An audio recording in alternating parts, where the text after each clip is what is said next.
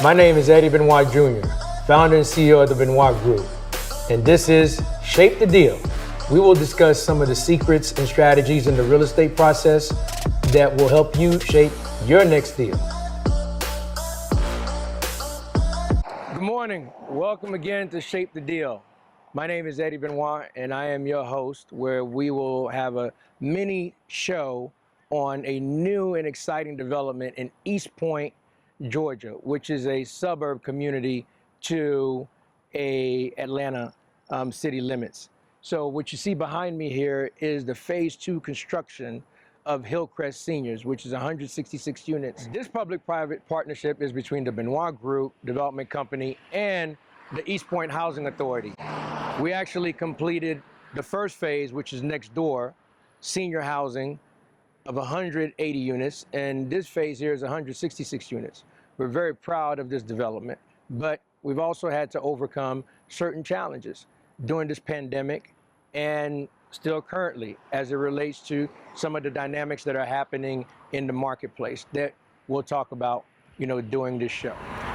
So this morning, I have my guest here, good friend, brother, business partner for over 25 plus years. I stopped counting. I mean, it's always almost like a marriage. Torian Priestly, who's joined me today on this mini show, and to talk about this Hillcrest 2 development here that we're working on. As you can see behind us, construction is underway. So we're finally done with all the infrastructure work, and so all the vertical development is taking place. But first, Torian, hey man, I'd like you to introduce yourself, to our audience as far as, what you do at the Benoit Group. Okay, I definitely do that. I'm Torian Priestly, Chief Development Officer for the Benoit Group. I've been with the company since inception, and I oversee all of the development work for the company. Oh man, do you know a guy named Eddy? I know of him. I've heard of him a couple of times, but yeah, I think we've known each other for a long time and been real good business partners working together, and also good friends. Now, Torian, we broke ground in December 2021. What are some of the issues that you've seen on this phase 2 that you didn't have on phase 1 that are a result of the pandemic? Well, Eddy, I'll tell you first, on phase 1, we didn't experience too much on from the pandemic standpoint as it relates to ordering materials and getting some of those things with the general contractor and getting that project started, because we started in 2019. So by the time the pandemic started very heavily and you started having delays in construction material, we didn't have that problem. So the project was completed on time. As a result, when we went into Hillcrest phase 2, we sat down with the general contractor and really mapped out how to go ahead and purchase the materials up front as soon as we close. As you can see here, one of the long lead items is wood framing. And wood framing takes a long time to get to the property, and we were able to go ahead and pre-order those materials. Some other materials that are affected by the pandemic include windows, appliances, some concrete, and also cabinets. But the way we're mitigating that is those pre-orders early on, and we're going to continue to monitor the progress. Very interesting. Now, I do know that the construction costs, total construction costs on phase 1 was significantly higher on phase 2. Yes. Even though this phase 1 is 180 units and this one is 166. Yes. So we're paying a lot more on this phase here versus the first phase. Yes, we're paying a lot more than the larger deal. As you mentioned, this is 166 units compared to 180 units. But when when phase 1 officially closed, construction pricing was very low. Now it's gone up exponentially. So again, working with the same general contractor on phase 2, we were able to really sit down and evaluate what we did on phase 1, actually go through a design control process with the architect and engineers to cut costs but not cut quality. That's good. That's good. I mean, we're talking about a cost difference of $30 million on first phase and $36 million on phase 2. Yes.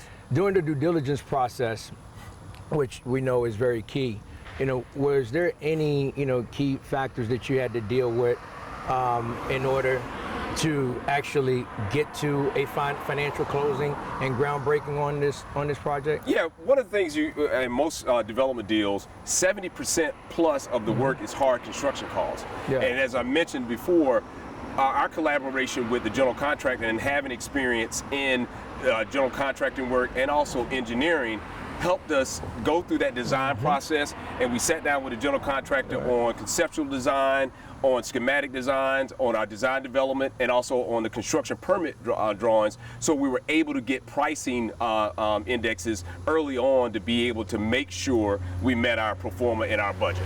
Wow.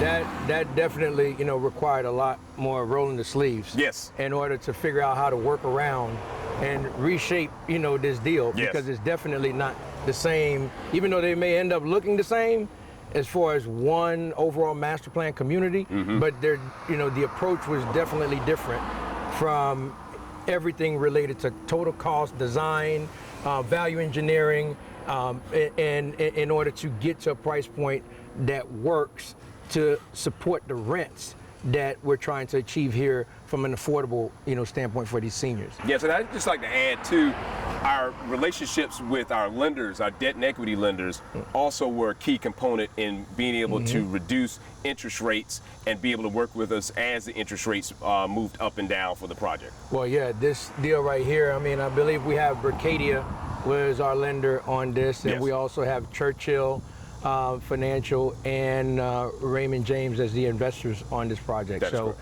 we're very happy, to have them.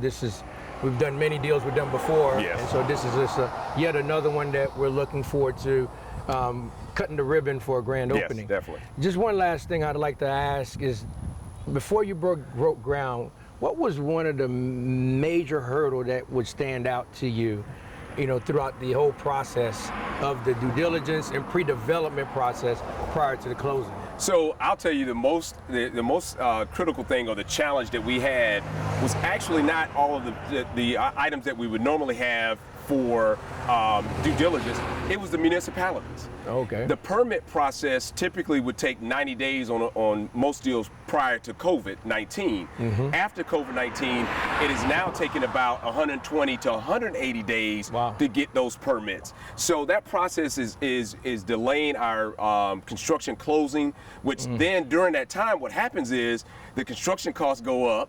That's right. Our interest rates start to go up, so it impacts us as we try to get to a closing. But we were able to keep our costs where they needed to be, and also the interest rates. But the municipalities not having the staff on board, and/or they send out to third parties to do the services of reviewing those permits. That causes a long delay. I hear there's a lot of third-party subcontracting going on with these municipalities because they don't have the staff Yes. to do it in-house, and that causes delays. And of course, you still have the effects of the pandemic, as far as people being out because they're sick, and that continues to add delays. Those are some of the things that people tend to forget. Yes. They don't think about where they put these schedules together, they put the budgets together, that these unknowns that blindside you, and you have to make sure that you're in a position where you can pivot and you could actually readjust, reshape your deal so you can still move forward with it.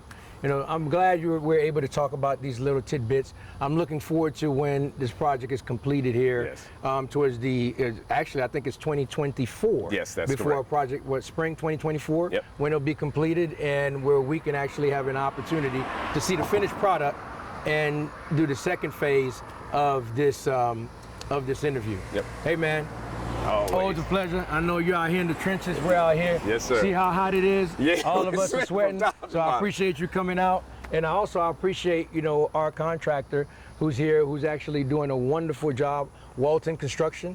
They did the first phase, and they're doing the second phase. As you can see how neat, this site is, but they're top quality, and we view them as a strategic, consultant and partner with us. Thank you.